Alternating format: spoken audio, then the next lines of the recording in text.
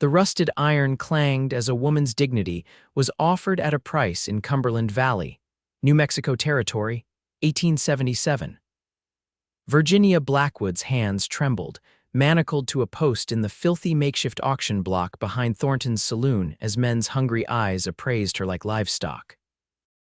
She refused to smile for them, refused to surrender the last piece of herself they couldn't chain. $20 for the sullen-faced one, a portly businessman called, his walrus mustache twitching with cruel amusement. Might be pretty if she'd smile. The auctioneer, a sallow-faced man with tobacco-stained teeth, spat near Virginia's feet. $30. Do I hear 30 for this fine specimen, fresh from back east? Educated too, can read and write, just needs some breaking in. Virginia kept her gaze fixed on the distant mountains, jaw clenched tight against the humiliation burning through her. 3 weeks ago, she'd been a respectable schoolteacher in Boston. Now, after her stagecoach was attacked and the passengers separated, she stood here, being sold to the highest bidder in a frontier town that existed on no decent map. $40, called another voice, belonging to a man whose breath reeked of whiskey even from 10 feet away. The auctioneer's eyes gleamed. Now we're talking, $40 for the lady, who'll give me 50. She ain't worth half that if she can't even muster a smile, someone jeered from the crowd. Virginia's eyes flashed with momentary fire before she forced herself back to stone-faced dignity. They would not see her break. She'd survived her father's death, her mother's illness, and the long journey west. She would survive this too. $50, called a new voice, deep and steady like distant thunder. The crowd parted, and Virginia saw him for the first time. Tall and broad-shouldered, he stood apart from the others, a dusty black hat pulled low over eyes that studied her with unsettling intensity. His face was weathered by sun and wind, a short beard covering his jaw. Unlike the others, he didn't leer. He simply watched, one thumb hooked in his gun belt, the other holding the reins of a magnificent chestnut stallion. $50 from the stranger, the auctioneer announced, suddenly seeming nervous. Do I hear 60? The crowd shifted uncomfortably, several men backing away. Virginia didn't understand why until she noticed the silver star pinned to the stranger's vest, partially hidden by his long duster coat. 65, the drunken man countered, swaying slightly. The tall stranger's mouth twitched beneath his beard. $100, he said, his voice carrying across the now silent yard. The auctioneer's eyes widened. $100, sold to the gentleman in the black hat. As the stranger approached, Virginia drew herself up as straight as her shackles would allow. He paid the auctioneer, who fumbled with the key to her chains. You're wasting your money, she said, her voice hoarse from thirst but steady with defiance. I won't smile for you either. His eyes met hers, deep blue and unnervingly calm. You'll smile when you're ready, madam. Not a moment before. The chains fell away and he draped his coat around her shoulders without touching her. Name's Samuel Blackwood, Sheriff of Willow Creek, 2 days' ride from here. I'm heading that way if you'd care to join me. Virginia rubbed her raw wrists, suspicious of this unexpected savior. And if I decline your invitation, Sheriff, something resembling amusement flickered across his face. Then I'd say you've got poor judgment, considering your alternatives. He nodded toward the disappointed crowd. But it's your choice. I don't buy people. I just paid your fine for disturbing the peace, which is what this town calls being a woman without a man's protection. Virginia glanced toward the saloon, where the auctioneer was already disappearing with Sheriff Blackwood's money. That was no fine. That was a slave auction. Not legally, he said quietly, but close enough that I'll be having words with the territorial governor about Cumberland Valley. He untied a canteen from his saddle and offered it to her. Water, she accepted it cautiously, taking small sips as he continued. I can escort you to Willow Creek, where you can catch the eastbound stage if you wish to return home, or stay if you've a mind to. Town needs a teacher. Virginia nearly choked on the water. How did you know I'm a teacher? A ghost of a smile touched his lips. Educated guess, your speech. The way you hold yourself, and the book they took from your belongings. He reached into his saddlebag and pulled out a worn copy of Shakespeare's sonnets. I recovered this along with your other things. Virginia reached for the book, clutching it to her chest like a shield. Her throat tightened with unexpected emotion. "Thank you," he nodded once, then turned to his horse.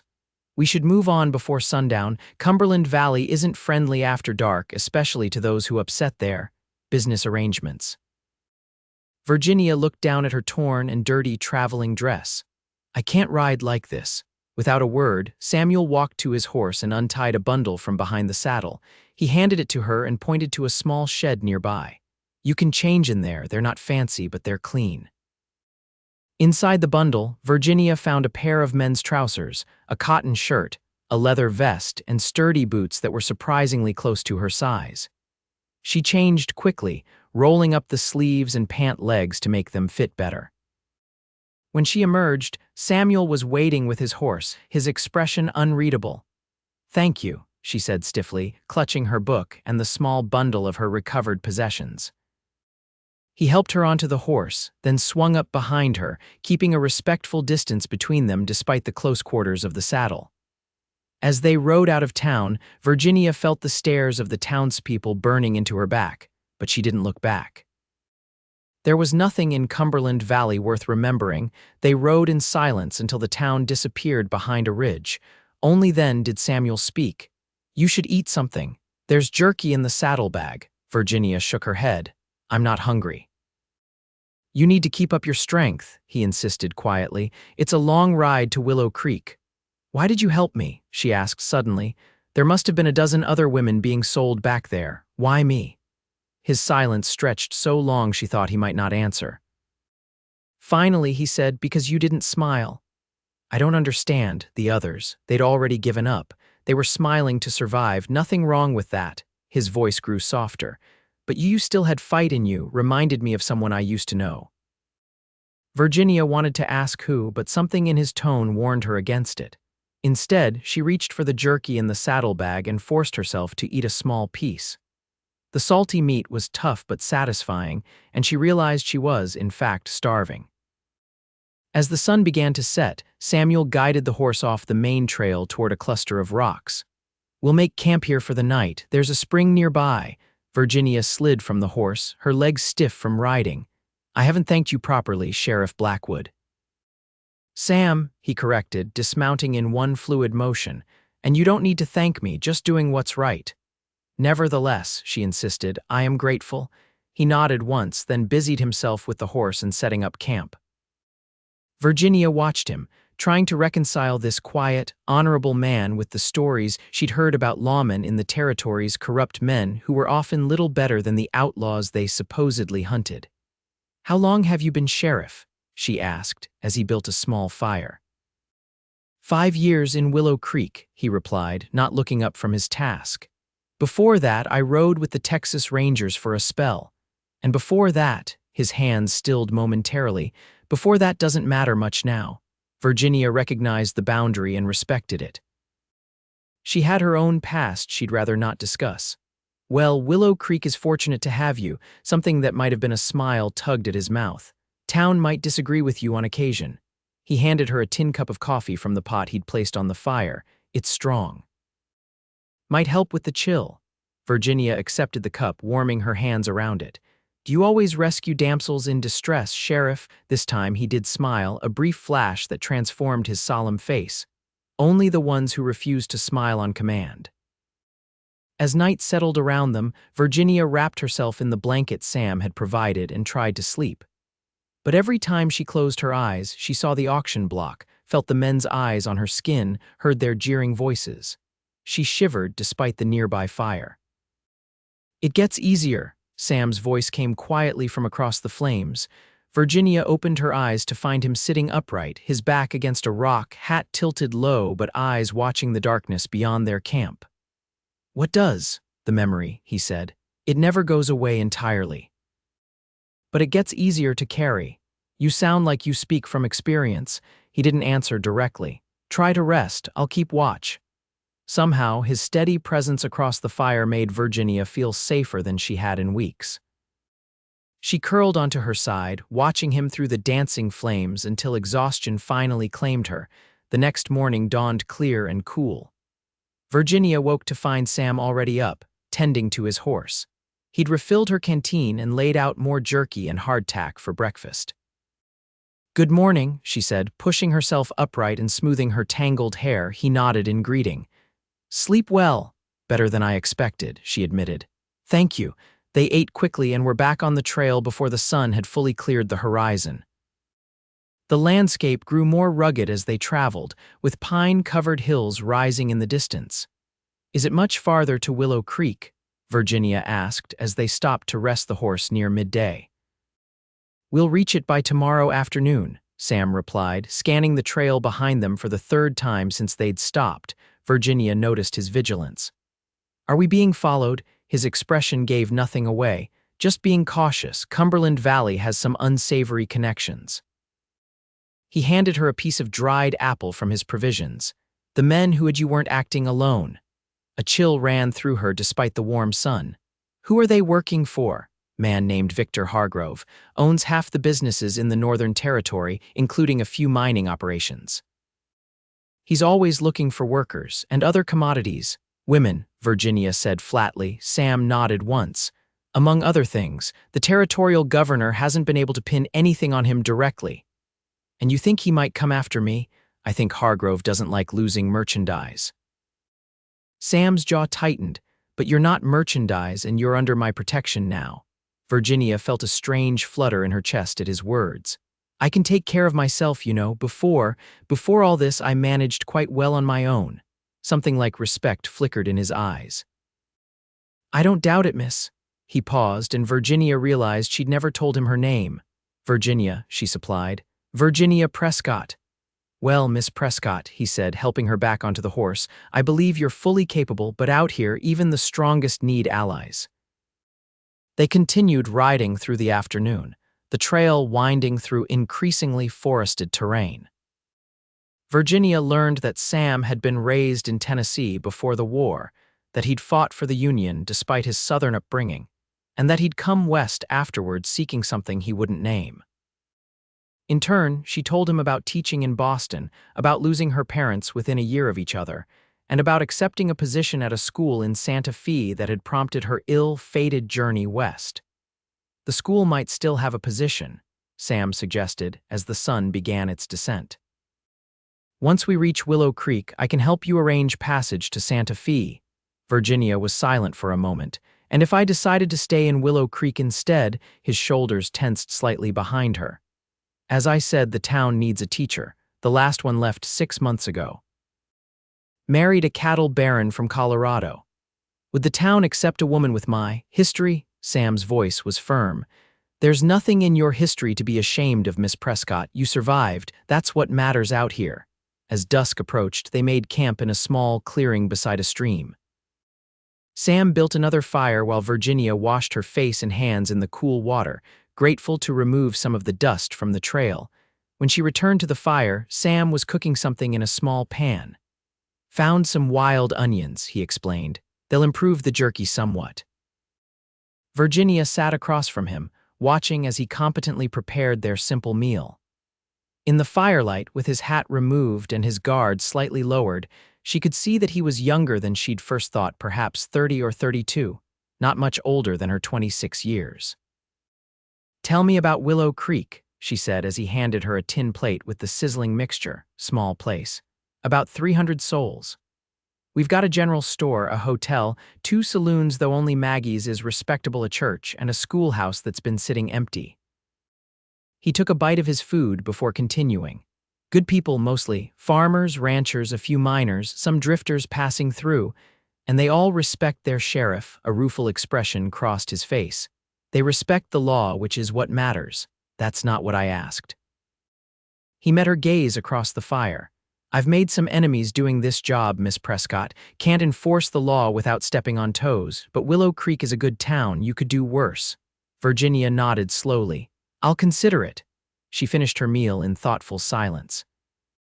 Later, as she prepared to sleep, Sam brought her another blanket. "Temperature drops at night in these hills." "Thank you." Their fingers brushed as she took the blanket, and Virginia felt an unexpected warmth that had nothing to do with the fire. "You're very kind, Sheriff." "Just Sam," he reminded her, "and kindness has nothing to do with it." Basic decency isn't kindness, it's the minimum people deserve. Virginia studied him in the firelight. Philosophy from a frontier lawman, you continue to surprise me.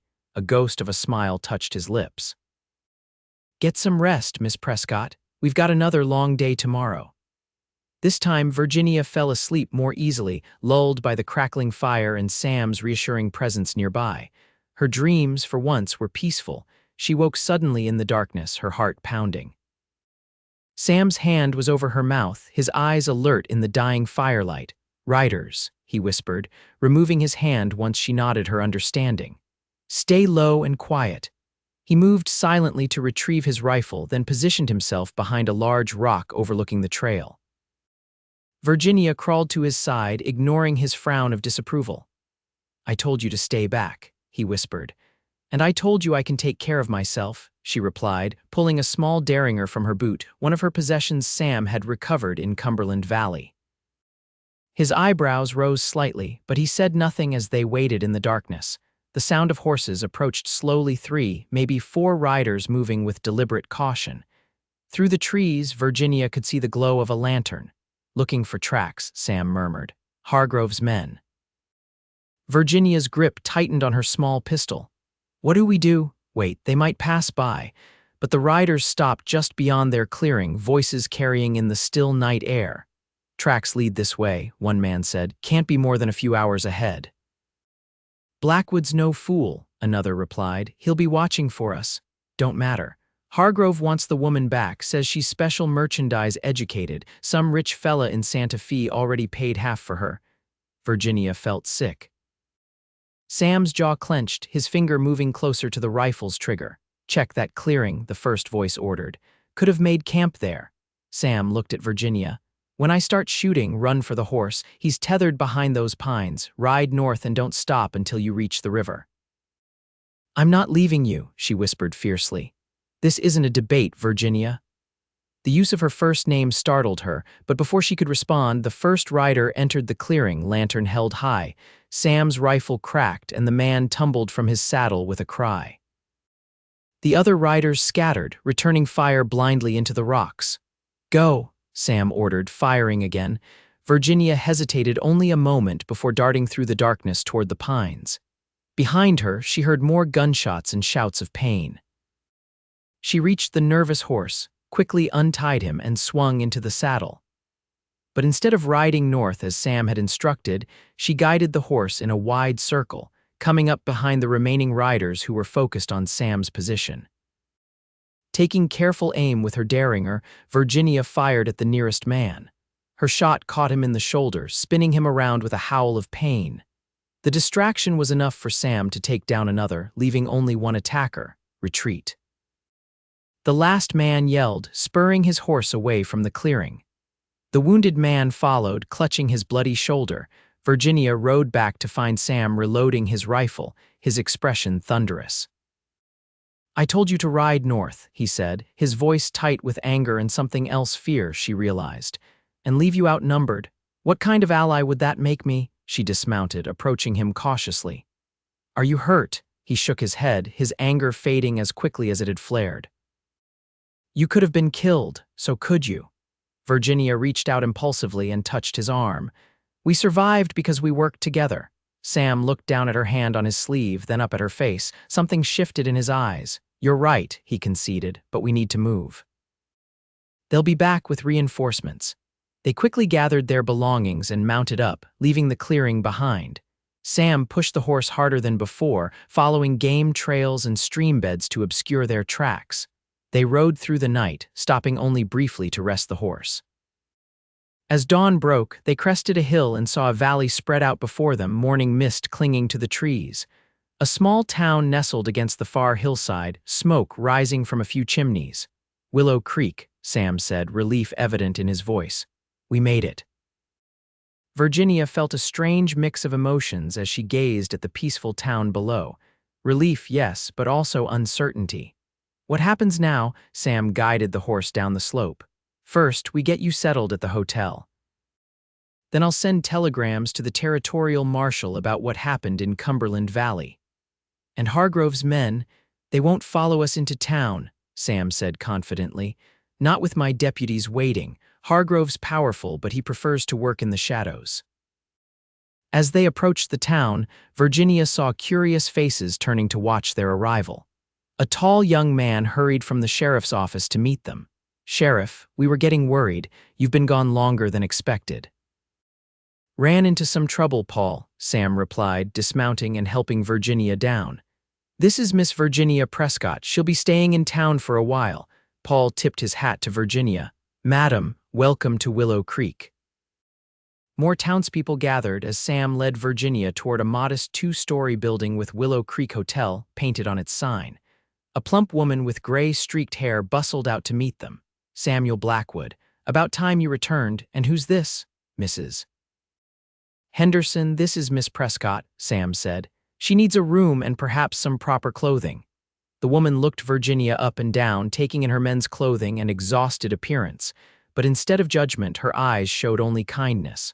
"Of course, dear, come with me. We'll get you settled right away." Virginia hesitated, looking back at Sam. "Thank you," she said softly, "for everything." He nodded once. "Get some rest. I'll check on you later." As Mrs. Henderson led her into the hotel, Virginia felt the weight of many curious stares. She straightened her shoulders and lifted her chin.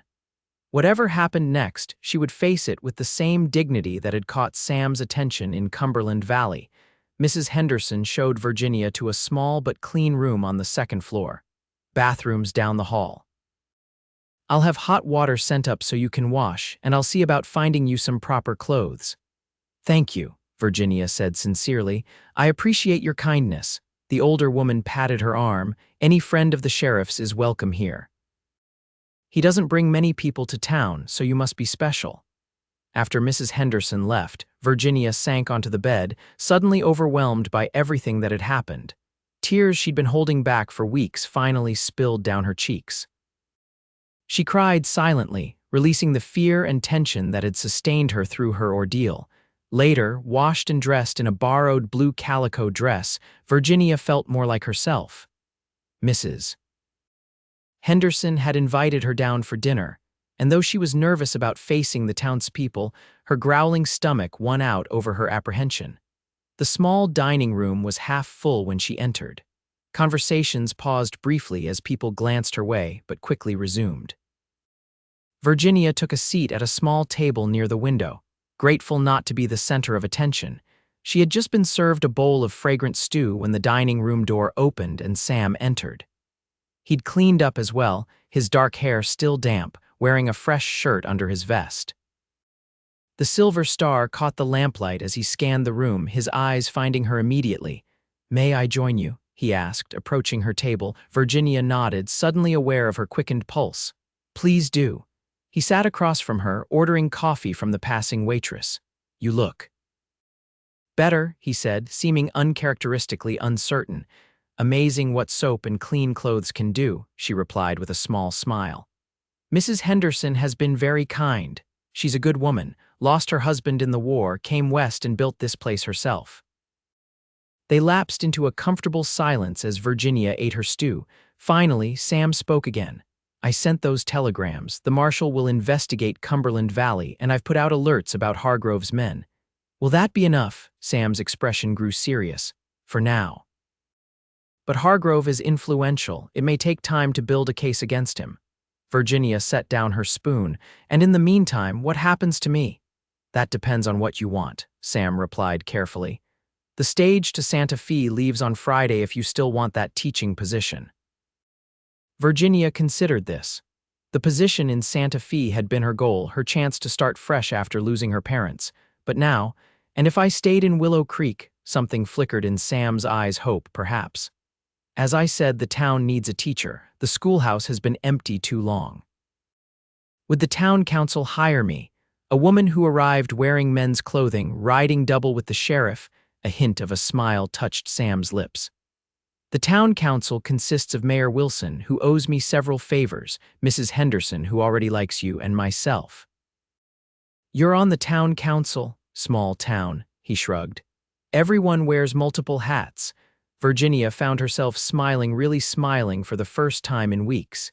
"In that case, perhaps I should meet with this council about the teaching position." I'll arrange it for tomorrow, Sam said, his own smile growing more pronounced. If you're sure.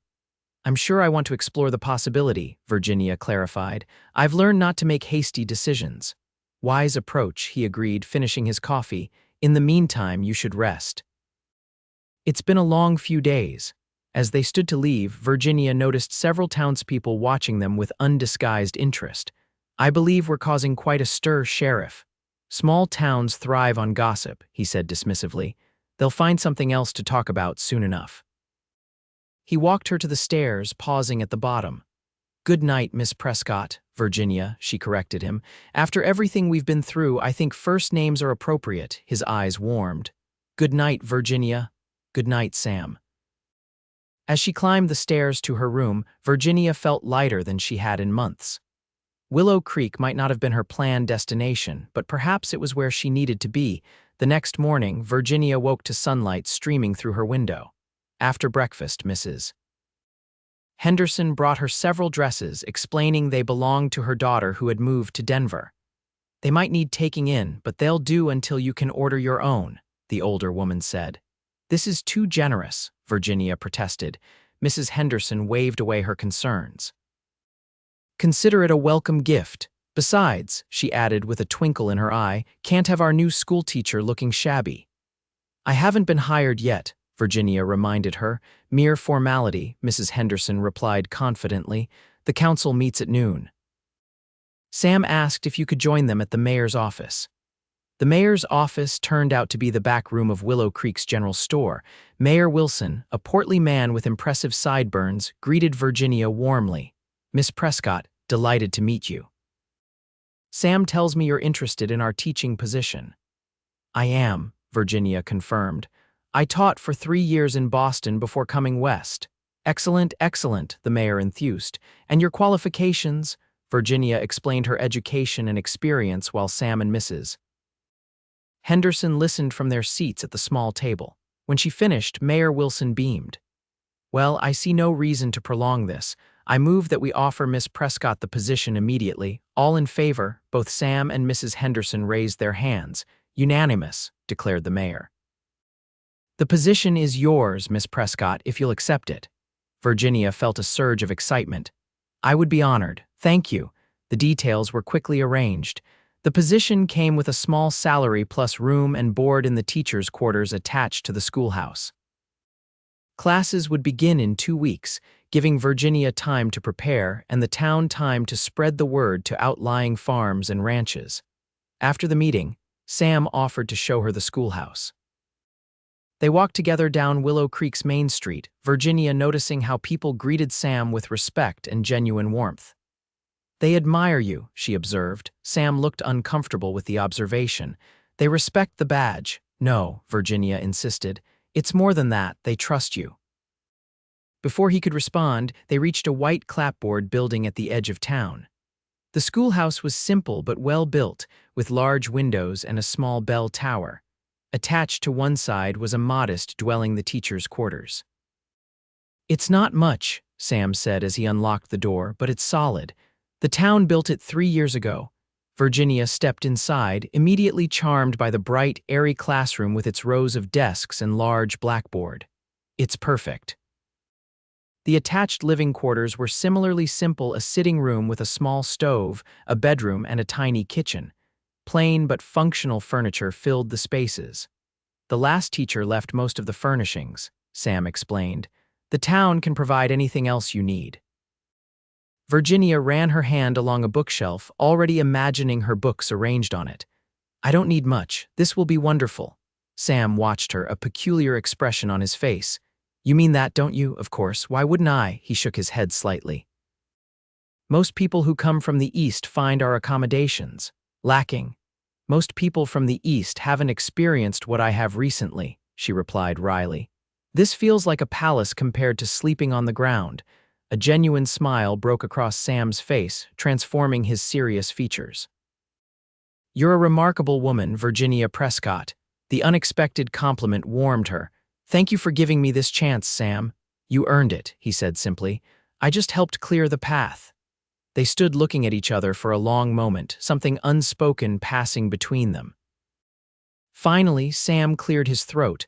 I should let you get settled. Your things from the hotel can be brought over whenever you're ready. I'd like to move in tomorrow, if that's all right, Virginia decided. The sooner I can start preparing for classes, the better. Sam nodded. I'll help bring your things in the morning. As they walked back toward town, Virginia felt a sense of possibility she hadn't experienced in a long time. Willow Creek might be small and far from everything she'd known, but it offered something she desperately needed: a fresh start. The next 2 weeks passed in a whirlwind of activity. Virginia settled into her new home, prepared lesson plans, and met many of Willow Creek's residents. Mrs. Henderson helped her order proper clothing and supplies, while Mayor Wilson introduced her to families with school-aged children. Sam visited regularly, initially with the excuse of checking on her safety, then bringing books for her classroom, and finally just stopping by on his evening rounds. Their conversations grew longer and more personal with each visit. Virginia learned about Sam's childhood in Tennessee, his difficult decision to fight for the Union while his brothers joined the Confederacy, and his journey west after the war. In turn, she told him about her parents, her love of teaching, and her dreams for the future. The evening before classes were to begin, Sam arrived with a small wooden box. A gift for the teacher, he said, uncharacteristically shy as he handed it to her. Virginia opened it to find a beautiful brass bell. For the classroom, he nodded. The old one cracked last winter. Thought you might like a proper way to call your students to order. Touched by his thoughtfulness, Virginia impulsively stood on tiptoe and kissed his cheek. Thank you, Sam. He looked startled, then pleased, a flush rising above his beard. You're welcome. Virginia's first day as Willow Creek's teacher exceeded her expectations. 15 children ranging from 6 to 16 arrived, some from town and others from outlying ranches. They were curious, respectful, and eager to learn. By the end of the week, Virginia felt truly at home for the first time since leaving Boston. The town had embraced her, the children were responding well to her teaching, and her friendship with Sam was deepening into something that made her heart beat faster whenever he appeared. One Saturday afternoon, as Virginia was tending the small garden behind her quarters, Sam arrived on horseback. Good afternoon, he called, dismounting. Thought you might enjoy a ride. It's a beautiful day. Virginia looked up from her gardening, wiping her hands on her apron. A ride sounds wonderful. Give me a few minutes to change. Soon they were riding side by side along a pretty stream that wound through the hills above town. Sam had borrowed a gentle mare from the livery for Virginia, who was becoming a more confident rider under his tutelage. The children told me about a swimming hole nearby, Virginia mentioned as they rode. Is it far? About a mile upstream, Sam replied. Would you like to see it? Virginia nodded eagerly. I love the water. I used to swim in a lake near our home every summer. Sam guided them along the stream until it widened into a deep, clear pool beneath a small waterfall. Cottonwood trees provided dappled shade around the edges. It's beautiful, Virginia breathed, dismounting to stand at the water's edge. Town's children spend half the summer here, Sam said, joining her. Too cold for swimming today, though. Virginia dipped her fingers in the chilly water. Perhaps in a few weeks, when summer truly arrives. They sat on a fallen log, enjoying the peaceful setting and each other's company. Virginia had never felt so comfortable with anyone, so able to be herself without pretense or fear. I received a letter from the territorial marshal yesterday, Sam said after a while. They've arrested the auctioneer from Cumberland Valley. He's providing evidence against others involved in Hargrove's operation. Virginia felt a weight lift from her shoulders. That's good news. Hargrove himself is proving more difficult to implicate, Sam continued. He's careful to keep his distance from the actual transactions. But they'll keep trying, Sam nodded firmly. The marshal is determined, and so am I. Virginia studied his profile, the strength and determination evident in his features. Why is this so important to you, Sam? Beyond your duty as sheriff, I mean. He was silent for a long moment, his gaze fixed on the waterfall. My sister, he finally said, his voice low.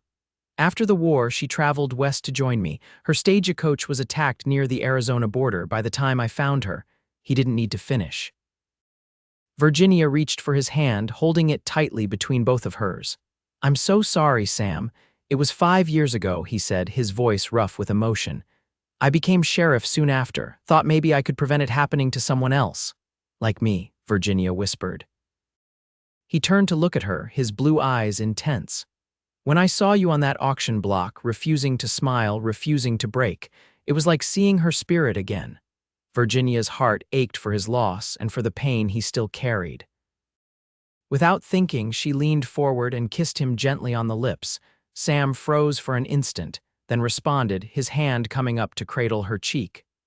The kiss was tender, a sharing of comfort that quickly kindled into something deeper. When they finally drew apart, Virginia's cheeks were flushed and Sam's eyes were darker than she'd ever seen them. "I've wanted to do that since the day you moved into the schoolhouse," he admitted. Virginia smiled, a genuine, radiant smile that transformed her face. "I believe I've been waiting for you to do it just as long." Sam's thumb traced her smiling lips with wonder. "There it is," he murmured. "Worth waiting for." Virginia laughed softly. "You said I'd smile when I was ready." "And are you ready, I mean?" She knew he was asking about much more than just a smile. "Yes, Sam, I believe I am." They returned to town as the sun was setting, riding close together, hands occasionally touching. Virginia knew that people would talk, but she found she didn't care. Whatever was growing between her and Sam felt too precious to worry about gossip. Over the following weeks, their courtship progressed with a blend of old-fashioned propriety and deep emotional intimacy. Sam called on her properly in the evenings, bringing flowers from Mrs. Henderson's garden or books he thought she might enjoy. They took walks through town, rode into the hills on weekends, and shared quiet conversations on her porch. The town watched with approval as their sheriff and schoolteacher fell in love. Even the children noticed, giggling when Sam would walk Virginia to the schoolhouse in the mornings. "Are you going to marry Sheriff Blackwood, Miss Prescott?" 10-year-old Lucy Jenkins asked one day after class. Virginia felt her cheeks warm. "That's a very personal question, Lucy." "But you love him, don't you?" the girl persisted. "You smile different when he's around." "Do I?" Virginia wondered aloud. Lucy nodded solemnly. "My ma says it's the same way she smiles at my pa, and they've been married forever." Virginia found herself thinking about Lucy's observation that evening as she prepared dinner. She did love Sam, had known it for weeks, but hadn't spoken the words aloud. They were taking things slowly, both aware of the wounds they were still healing. A knock at the door interrupted her thoughts. She opened it to find Sam looking uncharacteristically nervous, his hat in his hands. "Evening, Virginia. May I come in?" She stepped aside, concern growing at his serious expression. "Is something wrong?" "No, nothing's wrong." He paced a few steps, then stopped. "I received a telegram today from the marshal. They've arrested Hargrove." "Sam, that's wonderful news," Virginia exclaimed. He nodded, a weight visibly lifting from his shoulders.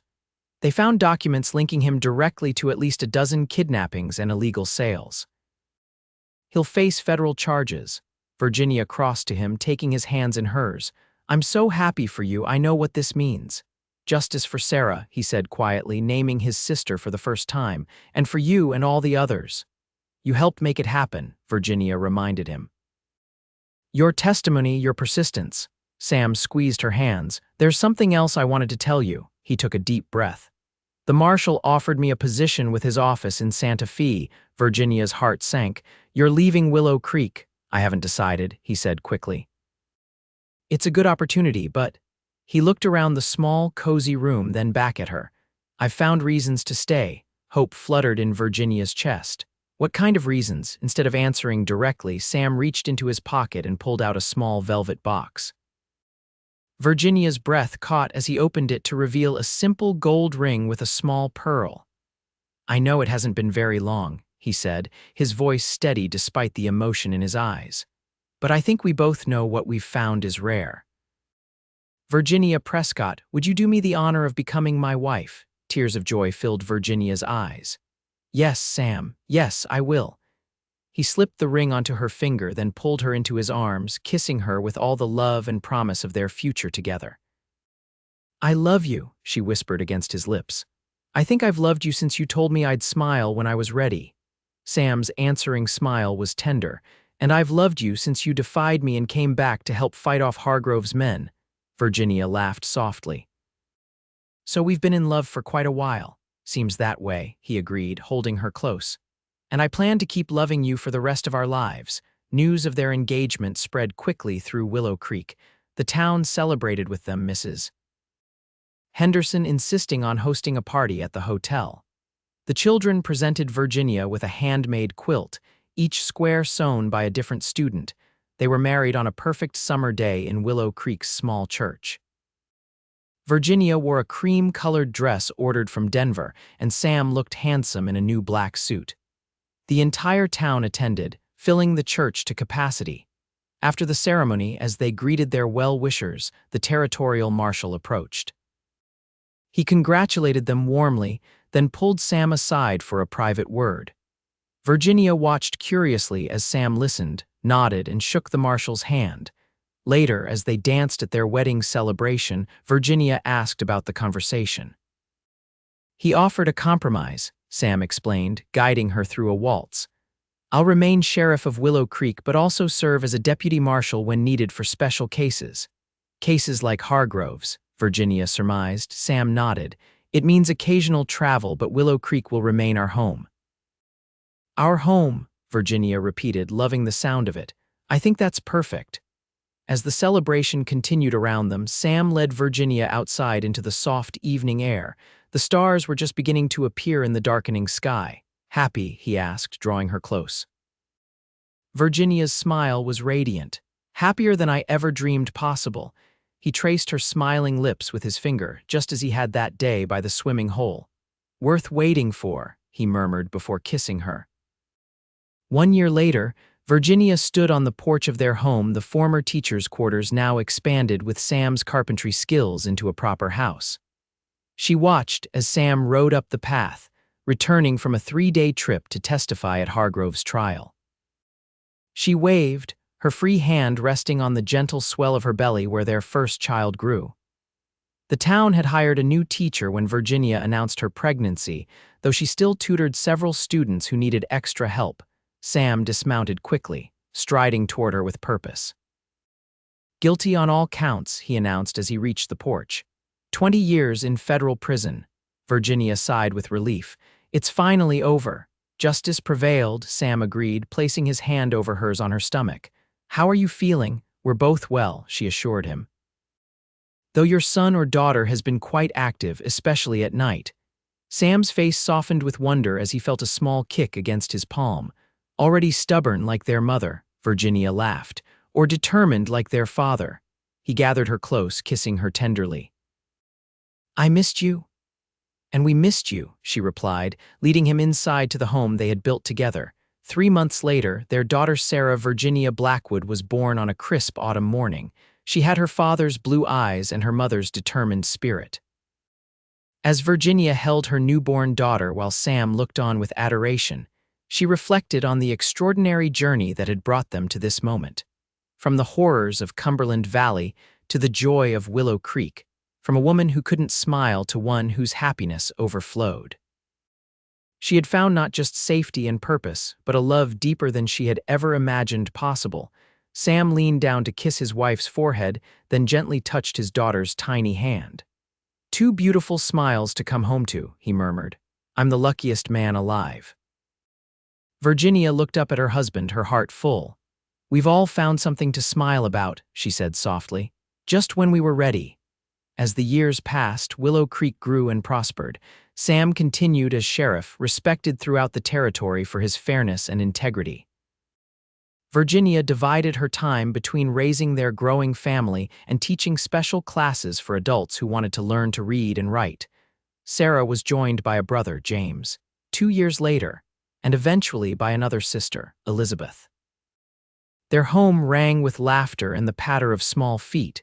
Each night, Sam and Virginia would sit on their porch, watching the sun set over the hills where they had first acknowledged their love. "Do you ever miss the East?" Sam asked one evening as they watched their children playing in the yard. Virginia shook her head, smiling at the memory of the frightened, determined woman she had been. "Not for a moment. Everything I love is right here." Sam squeezed her hand, his eyes reflecting the same contentment she felt. "You were worth waiting for, Virginia Blackwood." "As were you, Samuel Blackwood," she replied, leaning against his shoulder. "As were you." And as the sun dipped below the horizon, casting golden light across their home and family, Virginia knew with absolute certainty that her smile, so hard-won and precious, would never fade again.